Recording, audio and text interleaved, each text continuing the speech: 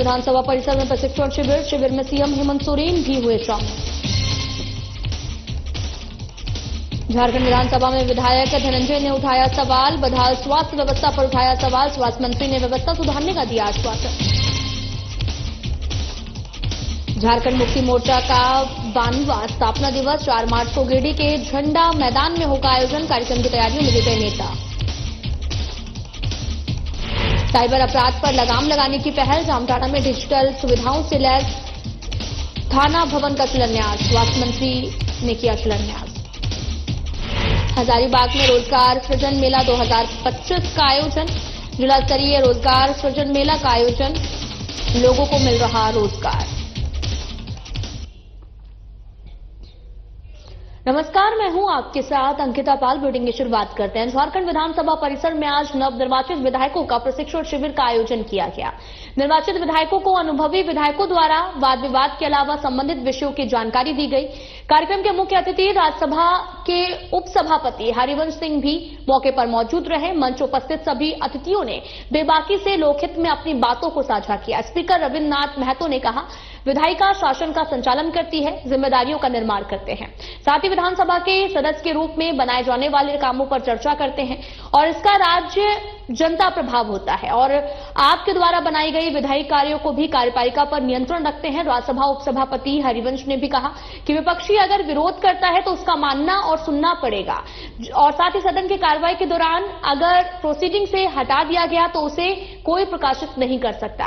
साथ ही सदन के सदस्यों को यह अधिकार है कि विशेषाधिकार लाने का पूर्व स्पीकर सीपी सिंह ने सवाल उठाते हुए कहा कि विधानसभा प्रशिक्षण कार्यक्रम में 81 विधायकों में मात्र 10-12 ही पहुंचे हैं। अनुशासनहीनता बढ़ रही है और संसद की कार्रवाई टीवी सोशल मीडिया पर देखकर विधायक भी वही करते हैं। संसदीय कार्य प्रणाली की गरिमा धीरे धीरे धूमिल हो रही है। 0 आवर्स पर भी सवाल उठाते हुए कहा कि इसके नियम में बदलाव करना चाहिए। कार्यक्रम में मुख्यमंत्री हेमंत सोरेन, राज्यसभा उपसभापति हरिवंश, स्पीकर रविन्द्र महतो, वित्त मंत्री राधाकृष्ण किशोर और वरिष्ठ विधायक सीपी सिंह को मंच विधानसभा शामिल हुए और विधायक प्रदीप प्रसाद, जयराम महतो, सुरेश बैठा, लुइस मरांडी, आलोक सोरेन और अमित महतो, मंजू देवी, जगत मांझी, निशांत आलम प्रशिक्षण शिविर में शामिल हुए।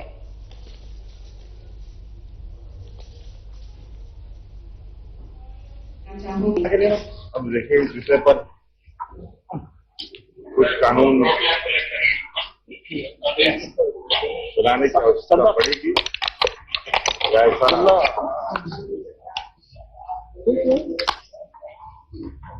महसूस होगा तो इस विषय पर भी चर्चा की जाएगी। सर, सोमवार को बजट भी पेश होने वाला है सर। बजट बता दें। क्या उम्मीद करें झारखंड की जनता?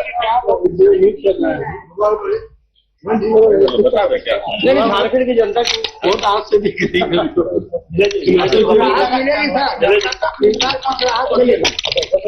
ताकि आपसे इन सत्रों के दौरान जो एकेडमिक डिस्कशन हो उसका प्रयोग आप सत्र के दौरान स्वयं करें और बेहतर तरीके से समझ सकें। लोकतंत्र को और प्रभावी बनाने की दिशा में हम एक मजबूत कदम उठा सकें। माननीय सदस्यगण, लोकतंत्र में विधायिका का सबसे महत्वपूर्ण स्थान है। संसदीय लोकतंत्र में यह स्थान और भी महत्वपूर्ण हो जाता है क्योंकि सदनों के माध्यम से राज्य और देश के अंतिम संप्रभु जनता अपनी संप्रभुता का प्रयोग करते हुए शासन का संचालन करती है। इस कारण राज्य की सबसे बड़ी महापंचायत के सदस्य के रूप में आप एक साथ कई जिम्मेदारियों का निर्वहन करते हैं। राज्य के विधानसभा के सदस्य के रूप में आपके सभा में निहित समस्त विधायी शक्तियां व्यक्तिगत रूप से निवास करती है। आप राज्य के जनता के लिए बनाए जाने वाले कानूनों पर चर्चा करते हैं। आप ही के मतों की शक्ति से कोई वास्तव में कानून का रूप ले पाता है और इसका राज्य की जनता पर बड़ा दूरगामी प्रभाव होता है। सदन का काम है।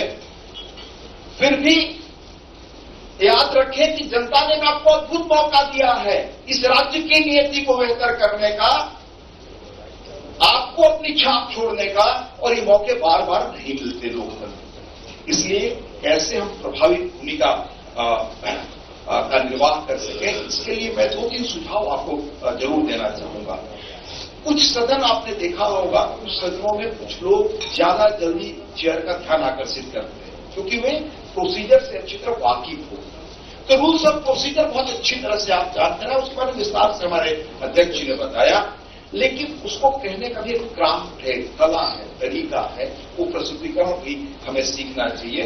जब मैं पार्लियामेंट में गया तो आदरणीय प्रणब मुखर्जी जिससे मुझे मिलने का मौका, उन्होंने पहली बात, पहला काम आप करिए कि संसद में बैठकर सबको सुनिएगा ध्यान से। लिए जो विषय निर्धारित किए गए हैं, लोकतंत्र एवं समावेशी विकास, बहुत ही संक्षिप्त में अपनी बातों को आपके सामने, आपके दिल तक पहुंचाने का प्रयास करूंगा। लेकिन एक दो महत्वपूर्ण विषय पर जिसकी चिंता हमारे माननीय अध्यक्ष जी ने भी की है, पूर्व अध्यक्ष जी ने भी की है, एक जनप्रतिनिधि होने के नाते अपने मन की बात आप तक पहुंचाना मैं लाजिमी समझता हूं। लेकिन बहुत वो अंत में उस विषय पर मैं आऊंगा। एक चिंता की बात तो है कि जिस उद्देश्य को लेकर इस प्रशिक्षण कार्यक्रम का आयोजन किया गया है, वहां माननीय जनप्रतिनिधियों की उपस्थिति कम होना निश्चित रूप से एक चिंता का विषय है। हम सबों को ये नहीं भूलना चाहिए, एक तो ये जो उद्देश्य है और दूसरा राज्य के विकास, सभी लोगों, समाज में रहने वाले चाहे वो किसी जाति और धर्म के लोग हों, उनके लिए समेकित विकास की अवधारणा को अगर पूरा करना है तो इसी संसदीय व्यवस्था के माध्यम से ही वह मार्ग प्रशस्त होता है। लोकतंत्र के अंदर हमारे माननीय को कितना गंभीरता से लेते हैं, इसका एहसास इस कार्यक्रम में परिलक्षित होता है।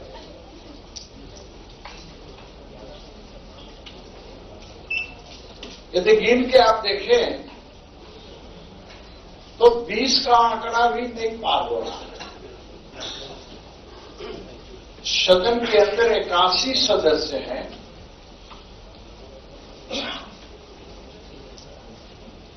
तो कैसे गरिमा को रखा जाए, यही मेरा विषय है। एक विधायक सदन के अंदर कैसे गरिमा रखे, और सदन के अंदर ही नहीं बल्कि सदन के बाहर भी जनप्रतिनिधि होने के नाते उसका दायित्व बनता है गरिमा बनाए रखने का। साहिबगंज जिले के बोरियो विधानसभा क्षेत्र के विधायक धनंजय सोरेन ने विधानसभा में साहिबगंज के बदहाल स्वास्थ्य व्यवस्था का मुद्दा उठाया। उन्होंने कहा कि मंडो प्रखंड के सामुदायिक स्वास्थ्य केंद्र सहित अन्य स्वास्थ्य केंद्रों पर स्वास्थ्य सिस्टम को दुरुस्त करने की बात कही है। साथ ही चिकित्सकों और नर्सों की कमी का भी ध्यान आकर्षण करते हुए राज्य सरकार के स्वास्थ्य मंत्री इरफान अंसारी के संज्ञान में दिया है। वहीं स्वास्थ्य मंत्री ने सभी मांगों को जल्द से जल्द पूरा करने का विश्वास भी दिया। सदन में मौका देने के लिए बहुत बहुत धन्यवाद। मेरा पहला क्वेश्चन है, क्या यह बात सही है कि साहिबगंज जिला के बोरियो विधानसभा क्षेत्र में बहुमूल्य आदिवासी बहुमूल्य क्षेत्र है? क्या यह बात सही है कि बोरियो विधानसभा क्षेत्र में मंडो प्रखंड के प्राथमिकता स्वास्थ्य केंद्र है एवं सामुदायिक स्वास्थ्य केंद्र हेतु भवन निर्माण हो चुका है, लेकिन वहां पर डॉक्टर और नर्स की कमी है? और चूंकि मंडो प्रखंड एक ऐसा क्षेत्र है, वहां पर वन विभाग का एरिया भी पड़ता है, वहां पर सांपों की जनसंख्या बेसी है और वहां पर मारपीट भी अधिक मामले में होता है। और वहां से चूंकि हॉस्पिटल की दूरी साहिबगंज हॉस्पिटल, सदर हॉस्पिटल लाने के लिए 35 किलोमीटर तय करना पड़ता है और वहां से बोरियो जाने के लिए 25 किलोमीटर तय करता है। इसलिए हम चाहेंगे उसका कि सामुदायिक स्वास्थ्य केंद्र में परिवर्तन करने के लिए घोषणा माननीय मंत्री के द्वारा किया जाए ताकि मंडो प्रखंड की आम जनता को लाभ मिल सके। अध्यक्ष महोदय, मंडो में सामुदायिक स्वास्थ्य केंद्र के लिए बिल्डिंग भी बन चुका है। सिर्फ घोषणा मांग से ही सामुदायिक स्वास्थ्य केंद्र बन जाए और आम जनता को डॉक्टर और नर्स का सेवा करने का लाभ मिले। माननीय मंत्री। सर, हमारे साथी नए विधायक हैं और काफी अच्छा प्रश्न किया है महोदय। एक विधायक की चिंता होती है कि वो उनके क्षेत्र में मेडिकल के क्षेत्र में अच्छा करें। धनंजय जी बैठ जाइए। तो अच्छा प्रश्न है और मैं आश्वस्त करता हूं कि सामुदायिक स्वास्थ्य केंद्र जो बनके तैयार है जल्द चालू करवाएंगे और डॉक्टर्स का जो भी पद रिक्त है महोदय, वो डॉक्टर्स भी हम देने का काम करेंगे। चलिए, बहुत बहुत धन्यवाद। धनंजय जी। राष्ट्रीय जनता दल के राष्ट्रीय अध्यक्ष लालू प्रसाद यादव शनिवार को छपरा के एकमा पहुंचे, जहां उन्होंने अपने संबोधन के दौरान एकमा वासियों को कहा कि हम सभी को एकजुट होना है और राष्ट्रीय जनता दल को मजबूत करना है, जिससे कि आने वाले विधानसभा चुनाव में भारतीय जनता पार्टी का मुकाबला कर सके। एकमा में लालू प्रसाद यादव ने जेडीयू को छोड़कर बीजेपी को भी अपना निशाना बनाया और उन्होंने बीजेपी से मुकाबला करने की बातें भी कही।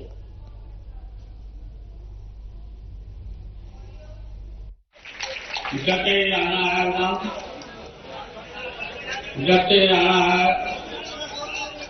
और भारतीय जनता पार्टी और उसके को आने वाला चुनाव बहुत नजदीक है। हमको मुकाबला हम लोग को करना है, पर कर लिया देना। श्रीकांत जी बहुत मजबूत आदमी हैं, सरल स्वभाव के हैं। इन्होंने कहा कि क्षेत्र में चलिए स्वागत करना चाहते हैं, तो हमने स्वीकार कर दिया। सुबह में बारिश झमाझम चल रहा था, फिर भी हम नहीं माने और हमारे साथी लोग सब लोग आए हैं। आप सब लोग पूरी मजबूती के साथ राष्ट्रीय जनता दल को मजबूत करने में अपना समय और शक्ति लगा। सारण जिला के विकास के लिए चारों तरफ जब से हम आए आपके बीच में हमें सारण जिला का काफी विकास किया और रेलवे और कल कारखाना, इंजीनियरिंग कॉलेज का स्थापना किया। के अध्यक्ष पूरे परिवार का, प्रखंडों के अध्यक्षों का, तो इसी खबर पर ज्यादा जानकारी के लिए हमारे संवाददाता पवन कुमार जुड़ चुके हैं। पवन, आपसे जानना चाहेंगे कि आखिर लालू प्रसाद यादव नीतीश का विरोध एकमा में न करके बीजेपी पर क्यों किया है?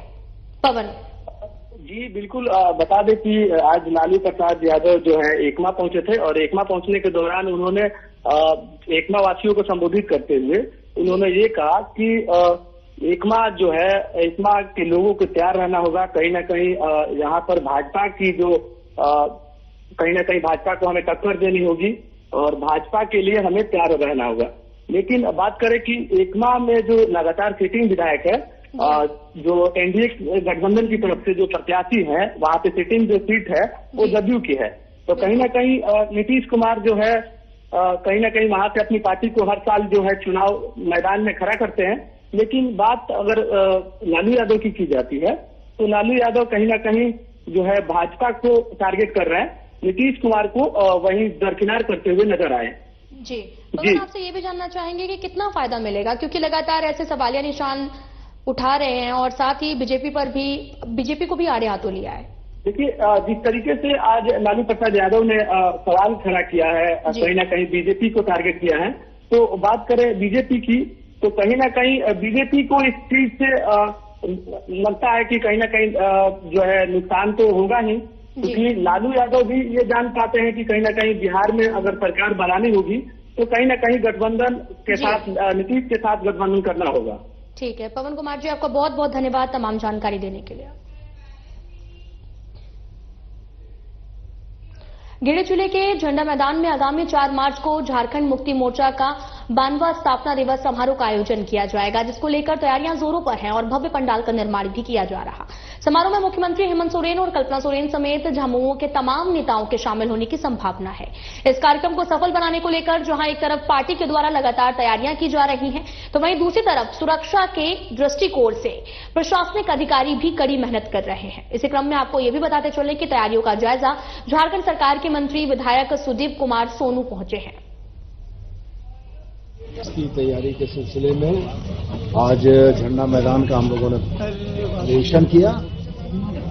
तमाम कार्यक्रम सुचारू रूप से संचालित हो सके, जिला प्रशासन के सहयोग से झारखंड मुक्ति मोर्चा के कार्यकर्ता और वॉलंटियर इस कार्यक्रम को बेहतर से बेहतर तरीके से आयोजित करने का प्रयास कर रहे हैं और हमें उम्मीद है कि यह कार्यक्रम गिरिडीह के इतिहास में एक ऐतिहासिक कार्यक्रम होगा जो आने वाले लंबे समय तक याद रखा जाए। गिरिडीह जेएमएम का कहीं न कहीं का हब माने जाने वाले को लेकर 52वां वर्षगांठ बनाने के लिए तैयार है गिरिडीह। पूरी तरह से जेएमएम कार्यकारिता का हो चाहे मंत्री जी का हो, पूरी तरह से भव्य तरीके से तैयार हो चुकी है। चूंकि 4 तारीख को ऐतिहासिक क्षण में बांधे जाएंगे, चूंकि माननीय झारखंड के मुख्यमंत्री और कल्पना सोरेन जो जेएमएम का मुख्य नेत्री माने जाती है, तो कहीं न कहीं इस पल को कैद करने के लिए बड़ा ही रोचक दिन होगा। पूरी तरह से गिरिडीह सज सज कर तैयार हो चुकी है। जेएमएम की तरफ से झंडा मैदान जो कि काफी ज्यादा चर्चे में रहती है जेएमएम के लिए, और आप देख पा रहे होंगे कि चारों तरफ से कहीं न कहीं जेएमएम कार्यकर्ता प्रशासन मौके पर पूरी तरह से तैयार और चप्पे चप्पे पर तैयार होने के साथ साथ आप पूरी तरह तैयारी कर ली चुकी है। तो आप कहीं न कहीं कल्पना सोरेन के लिए यह ऐतिहासिक का पल माना जाएगा। देखना बड़ा दिलचस्प होगा कि 4 तारीख को कैसे क्या होगा। गिरिडीह से साधना प्लस के लिए मैं पंकज सिंह। साइबर अपराध पर लगाम लगाने को लेकर अब और भी बेहतर सुविधा सरकार की ओर से जामताड़ा जिला को मिलने जा रही है। एक नए साइबर अपराध थाना भवन के साथ में डिजिटल सुविधाओं से लैस पुलिस को मिलने वाली है, जिसका आज झारखंड सरकार के स्वास्थ्य मंत्री इरफान अंसारी ने शिलान्यास किया है। इस मौके पर जामताड़ा पुलिस अधीक्षक डॉक्टर एहतेशाम वाकरीब और अन्य पुलिस अधिकारियों के साथ में कांग्रेस पार्टी के कार्यकर्ता मौजूद रहे और मंत्री इरफान अंसारी ने जिला को साइबर मुक्त बनाने की दिशा में इसे एक बेहतर कार्य बताया है। जामताड़ा के विकास में एक और कड़ी जो साइबर थाना, जैसा कि मालूम है कि लोगों ने जामताड़ा को बदनाम किया, साइबर के नाम से बदनाम किया है, और जबकि हम ये कह सकते हैं कि जामताड़ा में 90% जो है साइबर मुक्त हो गया है। लगातार हम लोग मॉनिटरिंग कर रहे हैं, एसपी साहब है, पूरी टीम है हमारे। हम लोगों ने साइबर में कंट्रोल पाया है, लेकिन फिर भी यहाँ पे साइबर थाना नहीं था। पुराना भवन में हम लोग चला रहे थे। लोगों का मांग था कि यहाँ पे साइबर थाना हो। इसको देखते हुए मैंने राशि दिया है और आज ये मुझे खुशी हो रही है कि जामताड़ा में अपना साइबर थाना होगा और निर्विरोध जो है हमारा जो पुलिस विभाग है ईमानदारी से काम करेगा। अपना बिल्डिंग होगा, अपना भवन होगा, सारा सेटअप यहाँ पे होगा। तो लगना भी चाहिए। एक वैसे जो जामताड़ा को बदनाम कर रहे हैं, वैसे साइबर करते हैं उसको एक खौफ भी होना चाहिए। जब तक सेटअप नहीं होगा, जब तक हम साइबर को पकड़ने का तंत्र अपने पास नहीं रखेंगे, तब तक हमको लगता है कि बेईमानी होगा। और इसी कड़ी में आज आप देखिए कि साइबर थाना विशाल भवन हमने दिया है, बहुत जल्द ये बन के तैयार हो जाएगा। और जो थाना के कर्मी लोग जो काम करते हैं, हमारे पदाधिकारी हैं, उनको एक बड़ा भवन मिलेगा। हजारीबाग में जिला स्तरीय रोजगार सृजन मेला 2025 का आयोजन किया गया, जिसमें मुख्य अतिथि को रूप में उपायुक्त नैन्सी साहे, डीडीसी इख्तियार अहमद सहित अन्य उपस्थित रहे। कार्यक्रम को संबोधित करते हुए उपायुक्त ने कहा कि दीनदयाल उपाध्याय ग्रामीण कौशल योजना से ग्रामीण क्षेत्रों में गरीबी उन्मूलन और रोजगार सृजन के माध्यम से ग्रामीणों को आर्थिक विकास को बढ़ावा मिल रहा है और ग्रामीण क्षेत्रों में कौशल विकास के माध्यम से स्वरोजगार को प्रोत्साहित किया जा रहा है। साथ ही ये भी कहा कि युवा समझ बूझकर अपने स्किल्स के अनुसार ही रोजगार का चयन करें। इसमें हजारीबाग में जितने भी ब्लॉक हैं उस सभी ब्लॉक के लिए एक CHLPS हजारीबाग के द्वारा एक रोजगार सृजन मेला का आयोजन किया गया है। इसमें से सभी प्रखंड से 18 साल से 35 वर्ष के युवक युवती को DDU-GKY के तहत प्रशिक्षण देकर के उन्हें जॉब रोजगार मुहैया कराया जा रहा है। 3 महीने प्रशिक्षण के उपरांत उन्हें प्लेसमेंट दिया जाएगा, उसमें रहना खाना फ्री और आने जाने के लिए सारी चीज सुविधा दिया जाएगा।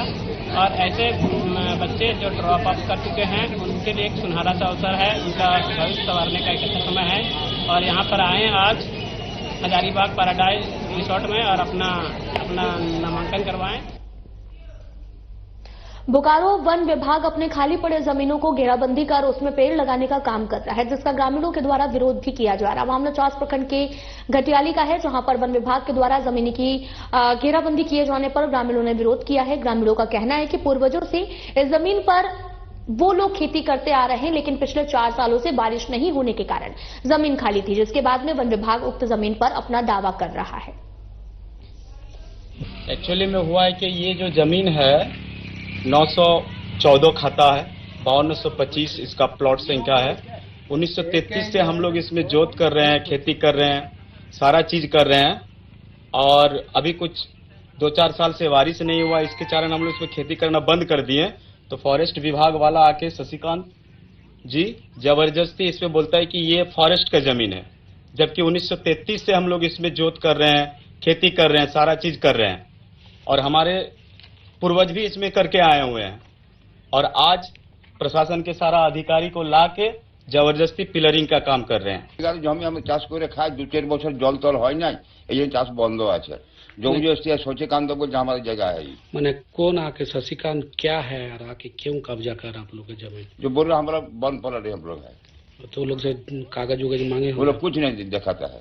क्या बोलते हैं? आप लोग कागज नहीं बोले, हम तो कल देखो ना कौन नाम निजन बुद्धि का। आपके पास पेपर है? हाँ, वहाँ पर पौधारोपण का कार्य किया जाना है, पौधारोपण का कार्य किया जा रहा है। वहाँ पर कुछ लोग द्वारा बाधा पहुंचाने का प्रयास किया गया, लेकिन अभी शांति से पौधारोपण का कार्य किया जा रहा है। तो वन विभाग की जो जमीन है वो नक्शे पर अंकित है, नक्शा के अनुसार ही कार्य किया जा रहा है। जो रिकॉर्ड है, सरकारी रिकॉर्ड है, उसके आधार पर ही कार्य होता है पाऊंगा। लेकिन जो सूचना मिली है स्टाफ से कि वहाँ पर जो नक्शा है उसके अनुसार कार्य किया जा रहा है। इसका दावा है तो वो उचित फॉर्म में दावा कर सकते।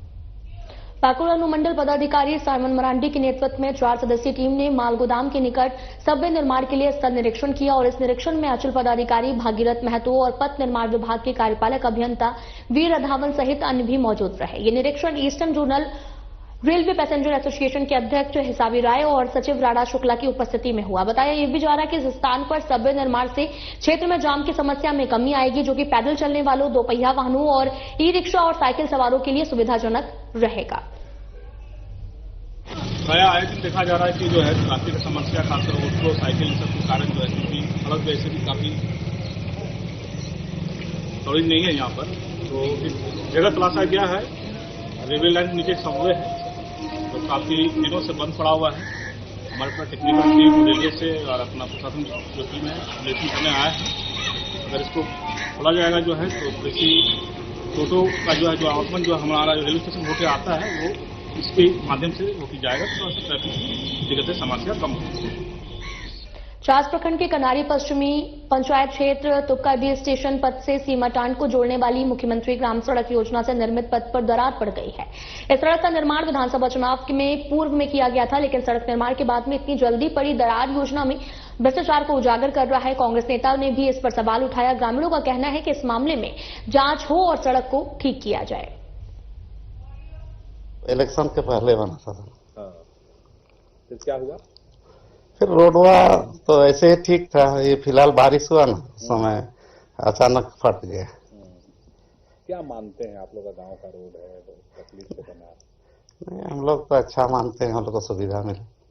लेकिन फट गया तो खराब हो गया। हाँ, खराब तो लग रहा है। क्या चाहते हैं? अच्छा से बन जाए, रिपेयरिंग हो जाए। ये स्टेशन रोड से सीमाटांड जोड़ने वाला डालमिया जाने वाला रोड है। ये रोड फट चुकी है और इससे हम लोग को आने जाने में दिक्कत होती है। पुल के सामने भी रोड नहीं बना हुआ है, वहाँ पर छूट गया जगह, रोड भी फट चुकी है। इससे आने जाने में बरसात में भी दिक्कत होती है। बहुत तरह के गाड़ी। बताइए तो ये रोड कब बना, इतना जल्दी कैसे फटा? हाल में ही बना है। हम लोग तो डेट तो पता नहीं कि कितना जल्दी बना या नहीं बना, लेकिन थोड़े दिन पहले ही बना है। जो रोड देख रहे हैं आप लोग, फटा हुआ है। अब कैसे हम लोग बता सकते हैं सर? क्या हुआ रोड में? ये तो देख ही रहे हैं आप लोग, सब कोई, हम लोग भी देख रहे हैं, आने जाने में सब दिक्कत हो रही है। आगे पुल भी नहीं बना, फट गया है। क्या चाहते हैं? अब हम लोग क्या चाहें इसमें, जो अगला आदमी काम करेगा। अरे ठीक से काम हो। हाँ जी, जांच होना चाहिए ना। हाँ जांच तो होना चाहिए। शिकारीपाड़ा थाना क्षेत्र के बेनागड़िया कौबा महल गांव में नक्सलियों के नाम पर धमकी भरे पोस्टर चिपकाए गए। पोस्टर को पुलिस ने जब्त कर लिया है। जांच में पुलिस जुटी हुई है और बताया यह भी जा रहा है कि पोस्टर खुर्शीद आलम की दुकान के बाहर चिपकाया गया था, जो कि दर्जी का काम करता है। और पोस्टर में लिखा है कि खुर्शीद अंसारी पिता अयूब अली, तुम्हारा साल बद्रा में जो जमीन निकला है वो हमारे हवाले कर दो, नहीं तो अंजाम बुरा होगा। भाकपा माओवादी। और वहीं इस पोस्टर्स के मिलने के बाद में इलाके में सनसनी फैल गई है।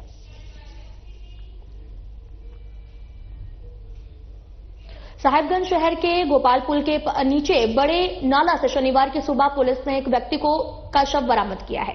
शव की शिनाख्त भरतिया कॉलोनी के 55 साल के दिलीप झा के रूप में हुई है। बताया यह भी गया कि सुबह स्थानीय लोगों ने नाले में औंधी मुंह गिरा एक शव को देखा और नगर थाना पुलिस को सूचना दी। सूचना पाकर थाना प्रभारी अमित कुमार गुप्ता दल बल के साथ में घटनास्थल पर पहुंचे, छानबीन में जुट गए। पुलिस का कहना है कि पोस्टमार्टम रिपोर्ट आने के बाद ही मामला स्पष्ट हो पाएगा।